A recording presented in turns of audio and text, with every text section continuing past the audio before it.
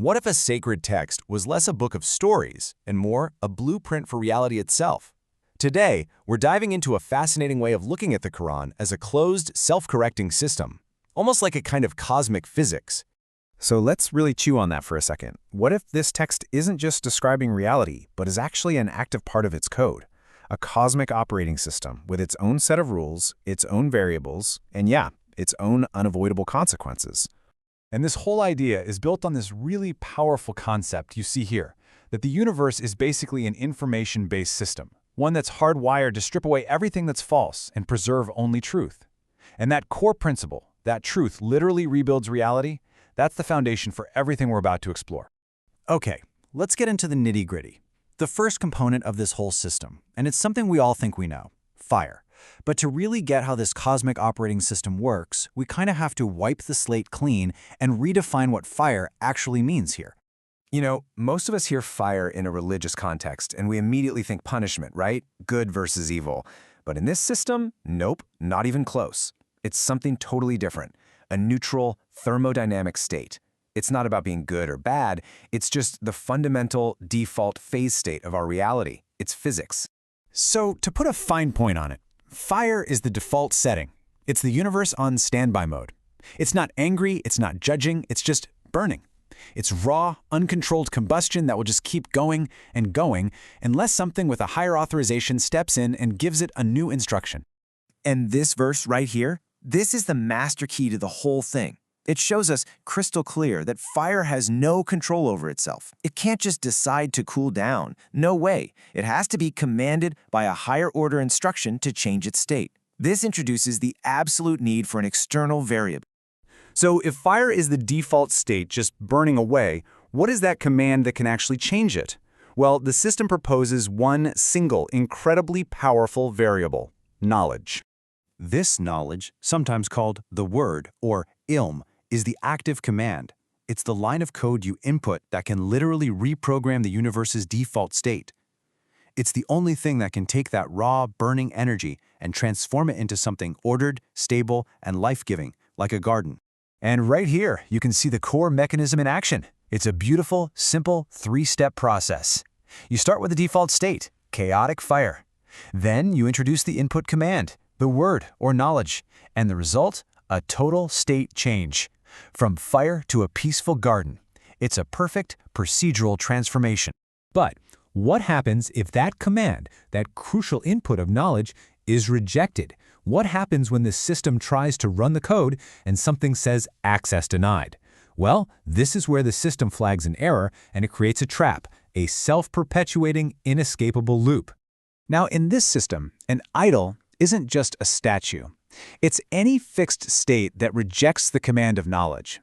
Think of it like a radio that's stuck between stations. All you get is static. It's a particle without a wave. It's become a fixed object that can't receive new information, and because of that, it traps consciousness in a loop. And this is so crucial.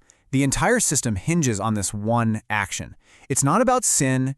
It's not about making a simple mistake. The whole thing breaks down at the conscious refusal of knowledge.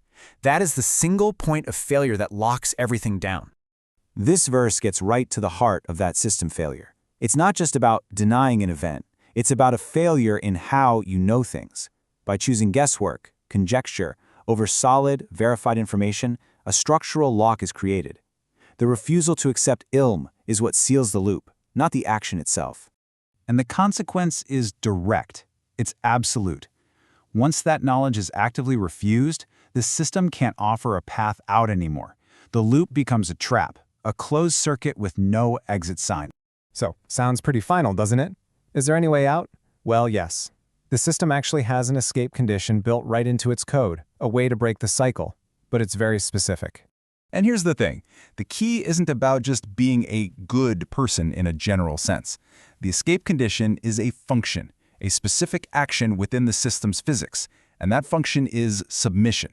This means accepting the command, opening the channel to allow knowledge to finally enter and alter your state. And we see this escape condition in action with key figures from the text. Razīm submitted to a command that seemed totally impossible, and it literally changed fire into coolness. Or look at Asya, surrounded by absolute corruption. She didn't pray to get out, She prayed to get closer to the source of truth itself. Both of these are acts of submission, of opening that channel, and in both cases the loop was broken. So now that we have all the components, we can see how they all snap together. This entire complex system can actually be summarized in just a few simple, powerful laws. First is the law of creation. You take the default state, fire, you add the input command, the word, and the result is transformation, a peaceful garden. Second, the law of stasis. You take the default state, fire, and you subtract the word, you refuse the knowledge. The system doesn't change, it just remains in a state of chaotic combustion. Third is the definition of the error state. An idol is simply a particle that cannot receive a command. It's a static object, cut off from the wave of knowledge that could change it. It's a dead end. And the final, inescapable law of this system. When that command is actively rejected, the system locks. The loop is sealed, and there is no pathway out. So, what's the ultimate takeaway here? In this system, being trapped isn't a punishment coming from some outside force. It is the direct physical consequence of sealing the very channel through which knowledge, the system's cooling mechanism, can enter. The exit is always available, but it can only be opened by accepting the key of knowledge. And that leaves us with one last thing to ponder. If the system itself provides the key and the door is already unlocked, then where is the real prison? Is the lock on the door, or is it in the hand that refuses to turn the key?